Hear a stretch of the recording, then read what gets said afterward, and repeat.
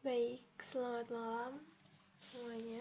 Perkenalkan, nama saya Sheila Immanuela Tenu dengan NIM 2023-98025. Dan kali ini saya akan mencoba menjelaskan terkait deliverable minggu 4. Nah, pada deliverable minggu 4 ini terdapat 6 form yang perlu kita isi. Yang pertama itu ada schedule management plan. Kalau teman-teman ingat, di minggu ke-2 kalau tidak salah itu kita sudah melakukan mengisi juga form yang namanya PMP atau Project Management Plan. Nah, Schedule Management Plan ini merupakan bagian dari PMP itu, namun ini dia lebih fokus pada schedule atau jadwalnya dari proyek tersebut. Nah, bisa teman-teman lihat di bagian Project Management Plan yang sebelumnya sudah kita masukkan, itu ada bagian tentang schedule baseline management. Nah, bagian inilah yang dijadikan input untuk membuat schedule management plan. Bedanya pada schedule baseline management ini masih secara umum belum diperincikan dengan terlalu dalam, dan pada schedule management plan ini dilengkapi semuanya. Oke, kemudian ada juga yang namanya activity list dan activity attributes. Kedua hal ini saling berkaitan. Namanya juga ada activity di depan. Kedua hal ini saling berkaitan. Nah, activity list ini seperti namanya, ini adalah list kegiatan yang perlu dilakukan dalam proyek ini. Activity list ini kita dapatkan dari WBS yang sudah kita buat di minggu sebelumnya alias minggu ketiga, atau WBS itu adalah Work Breakdown Structure. Nah, ini merupakan WBS kita di minggu kemarin yang sudah kita buat berdasarkan subproyeknya. Jadi proyek kita yang utama kan merupakan pengembangan lapangan Bahtera. Nah, terbagi lagi menjadi 6 subproyek, yaitu FPSO, subproyek pertama, subproyek kedua merupakan subsea production system, yang ketiga drilling wells, 4 flow line and risers, kemudian yang kelima marine facilities, dan terakhir engineering and project management. Nah, dari 6 subproyek ini, kita pecah lagi tugas-tugasnya menjadi berikut, dan inilah yang kita masukkan dalam work breakdown structure. Nah, dari beberapa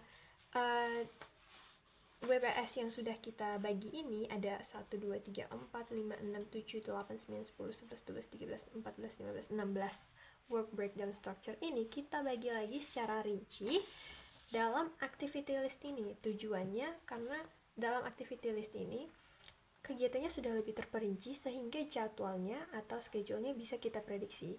Kalau di sini kan masih hanya Christmas tree, kita belum tahu instalasinya kapan,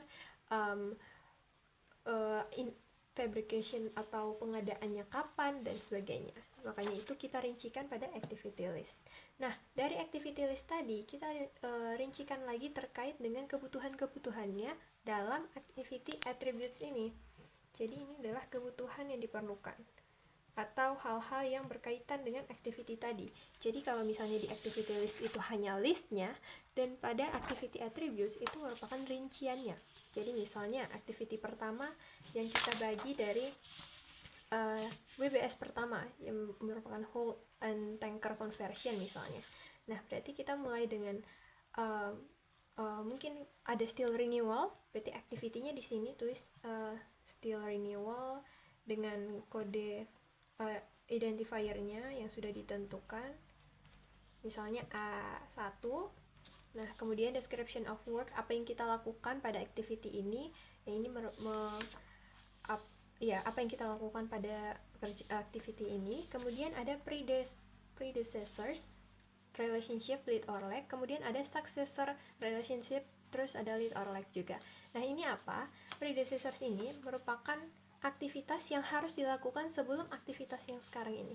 Misalnya sekarang pada lembar ini, yang kita lakukan sekarang adalah steel renewal. Berarti predecessors-nya mungkin dengan melakukan pengadaan steel bekasnya gitu kan. Berarti misalnya ini A2, ini activity 2, bukan activity 1. Berarti predecessors-nya adalah activity 1. Dan relationship-nya itu ada terbagi menjadi 4, teman-teman. Relationship-nya ada, biasanya kita singkat. Baik, kita lanjut. Tadi predecessors itu merupakan activity yang harus dilakukan atau yang dilakukan sebelum activity yang mau kita jalankan sekarang.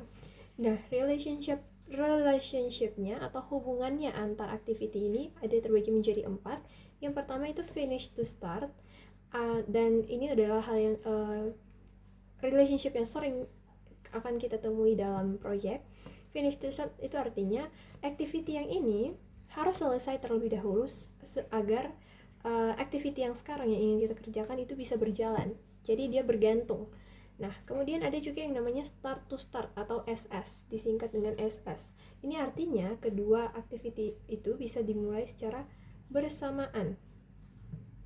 Nah, kemudian ada juga yang namanya finish to finish atau FF. Nah, ini artinya kedua activity ini bisa selesai secara bersamaan. Dan yang terakhir adalah finish to start, start to finish. Start to finish, namun ini sangat jarang sekali digunakan dalam proyek manapun. Nah, kemudian ada juga yang namanya lead or lag. Nah, lead or lag ini menunjukkan tentang delay dan pokoknya waktu dalam pengerjaan ini. Jadi, kalau misalnya dalam pengerjaan proyek activity yang ini itu apakah ada lag atau delay-nya. Jadi yang lag ini artinya delay, yang lead ini bisa dipercepat. Jadi kalau misalnya activity yang ini misalnya kita melakukan testing sebelumnya, di predecessors-nya kita melakukan testing, berarti di lag-nya itu perlu delay 2 hari. Jadi di dalam kolom ini harus diisi dengan berapa lama waktu delay-nya, berarti 2 hari misalnya, seperti itu. Nah, kalau misalnya activity-nya bisa dilakukan lebih dulu, misalnya di sementara kita renewal itu bisa melakukan activity yang lainnya, berarti di sini bisa ditulis, bisa dipercepat berapa hari pengerjaannya gitu, activity yang sekarang kita lakukan. Oke. Kemudian ada juga yang namanya successor relationship dan lead or lag. Kalau teman-teman lihat ini sama saja, hanya bedanya ini tuh adalah activity yang dilakukan setelah activity yang sekarang kita lakukan. Jadi misalnya sekarang activity 2, berarti yang berikutnya itu akan dilakukan activity 3. Tapi tidak selamanya activity 3 ya teman-teman, kita bergantung pada dependency activity-nya gitu, kebergantungannya. Kemudian ada juga number and type of team resources. Jadi berapa banyak tim yang diperlukan, misalnya untuk skill renewal berarti berapa banyak dari engineering team misalnya. Kemudian skill requirement, skill apa yang dibutuhkan untuk melakukan activity tersebut. Dan required resource itu adalah material apa yang kita butuhkan untuk melakukan activity tersebut. Misalnya untuk skill renewal berarti misalnya untuk steel renewal berarti yang kita butuhkan di sini tentu saja steel plate-nya ya teman-teman, atau steel tanker dan sebagainya. Nah, kemudian type of effort ini adalah klasifikasinya, dia masuk ke dalam activity yang seperti apa. Misalnya kita mau melakukan Christmas tree installation, berarti type of effort-nya adalah installation. Nah, location of performance seperti namanya, ini adalah lokasi di mana kegiatan itu dilaksanakan. Misalnya steel renewal itu kita lakukan di onshore, nanti baru transportasikan ke offshore, seperti itu. Kemudian imposed days dan other constraint. Jadi ini adalah hal-hal yang mungkin akan menghalangi jalannya activity tersebut. Kemudian asumsi. Berarti asumsi itu seperti misalnya kita sudah mengisi semuanya ini, tapi asumsinya misalnya tidak ada hambatan sama sekali, makanya kita akan melakukan, misalnya akan ada delay 2 hari. Itu delay 2 hari itu diasumsikan tidak ada hambatan lain gitu. Tapi kalau misalnya ada hambatan lain berarti otomatis delaynya bukan hanya 2 hari. Oke, kemudian berikutnya ada juga yang namanya milestone list. Nah, ini sebenarnya sudah pernah kita temukan pada project charter di minggu pertama. Itu ada milestone list juga, tapi masih secara umum. Nah, milestone list di sini itu sebenarnya bukan isi dari activity-nya, tapi semacam identifikasi atau indikator keberhasilan dari activity tersebut. Nah, itu dimasukkan dalam milestone list, indikator. Jadi apakah activity itu sudah tercapai, masih ongoing, atau sebagainya. Kemudian ada requirement traceability matrix. Nah, bisa kita lihat pada tabel ini. Requirement traceability matrix itu semacam pelacakan kebutuhan dalam proyek tersebut. Jadi misalnya requirement information ini sudah pernah ada juga di requirement documentation, dan sebelumnya lagi requirement documentation. Nah, ini diisi requirement information ini inputnya dari requirement documentation, dan satunya lagi yang di minggu ketiga kemarin, teman-teman. Nah, di sini ada juga bedanya, di sebelah kanan tabelnya itu ada relationship traceability. Nah, inilah yang menjadi traceability-nya di situ. Maksudnya pelacakannya. Jadi misalnya sudah memenuhi business objektifnya, berarti dia sudah sampai di tahap ini. Nah, apakah requirement itu sudah deliverable, dan kemudian apakah sudah diverifikasi dan divalidasi. Semuanya akan didata pada requirement traceability matrix ini. Nah, ini pelacakan. Nah, kemudian yang terakhir itu ada network diagram. Nah, network diagram ini bisa teman-teman lihat di sini. Ini sangat berkaitan erat dengan activity list dan activity attributes yang tadi sudah saya jelaskan. Bisa teman-teman lihat, ini misalnya kita mulai dengan melakukan activity A. Nah, kemudian kita melanjutkan dengan melakukan activity B dan activity C. Di sini ada ditulis FS min 2D. Berarti activity A ini perlu selesai agar kita bisa melakukan activity C gitu. Karena tadi FS itu apa? FS itu adalah finish to start, ya, relationship-nya. Nah, kemudian 2 minus 2D ini artinya apa? Dia perlu dia bisa dilakukan percepatan gitu, bisa percepatan 2 hari. Jadi activity A ini dia misalnya boleh selesai setengah jalan, dia masih belum selesai seutuhnya, tapi activity C itu sudah bisa jalan di 2 hari sebelum activity A ini komplit. Nah, kemudian di sini juga antara B ke D itu ada plus 2D. Itu artinya dia perlu ada rentang waktu 2 hari sebelum activity D dijalankan. Jadi perlu ada delay di situ. Misalnya ada cementing dan kita perlu menunggu semennya kering, berarti perlu menunggu sekitar 2 hari untuk melakukan activity D, kurang lebih seperti itu. Nah, kemudian ada SS di sini teman-teman, atau start to start. Berarti activity E dan F ini bisa dijalankan secara bersamaan, berarti tidak dependent, mereka independen karena tidak bergantung. Nah, ini dilihat dari critical path-nya sebenarnya. Bagaimana satu activity dan activity lainnya itu bergantung gitu. Jadi network diagram ini dilihat dari dependensi dari masing-masing activity. Nah, dari network diagram ini juga kita akan menjawab pertanyaan refleksi pada deliverable minggu ini. Pertanyaannya adalah, jelaskan satu hubungan ketergantungan antar aktivitas di network diagram Anda.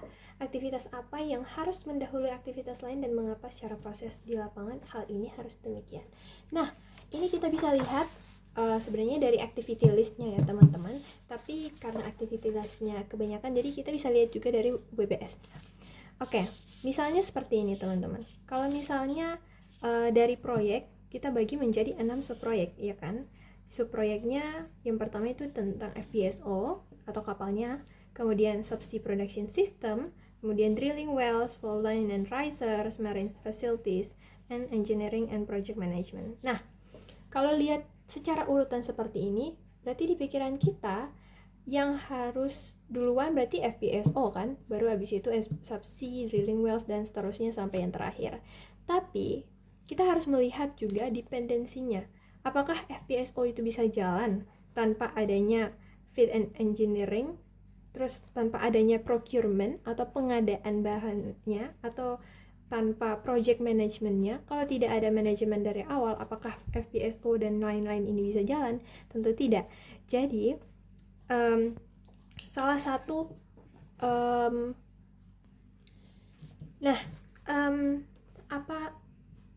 salah satu activity salah satu aktivitas di network diagram kami yang memiliki ketergantungan antar aktivitasnya. Itu salah satunya misalnya di sini bisa dilihat mungkin ya sebelum ini mobilization drill ship. Nah, sebelum mobilization drill ship ya kan pasti adanya drill ship preparation kan. Tapi drill ship preparation itu tidak bisa jalan kalau misalnya di procurement ini belum dijelaskan, dirincikan gitu kan. Pasti di procurement ini ada equipment procurement dan sebagainya. Itu ada dijelaskan di activity list juga di deliverable minggu keempat kita. Nah, jadi salah satu activity yang bergantung adalah drilling. Di bagian drilling itu bergantung pada engineering and project management ini. Jadi dari drilling dia bergantung pada procurement yang ada pada subproyek yang ke-6 ini, sehingga procurement ini harus dijalankan terlebih dahulu, even though dia ada di bagian bawah dari susunan subproyeknya, barulah drilling itu bisa dijalankan. Ya, jadi kesimpulannya sebagian besar activity yang ada di subproyek 1 sampai 5 ini perlu bergantung pada activity yang ada di 6 di subproyek yang ke-6 ini, karena ini merupakan project managementnya atau penataannya tuh ada di bagian ini, sehingga kita harus melakukan ini terlebih dahulu sehingga yang lainnya itu bisa dijalankan. Sebagian besar ya, tapi tidak semuanya juga bergantung. Ada yang bisa dijalankan tanpa harus menunggu yang lainnya.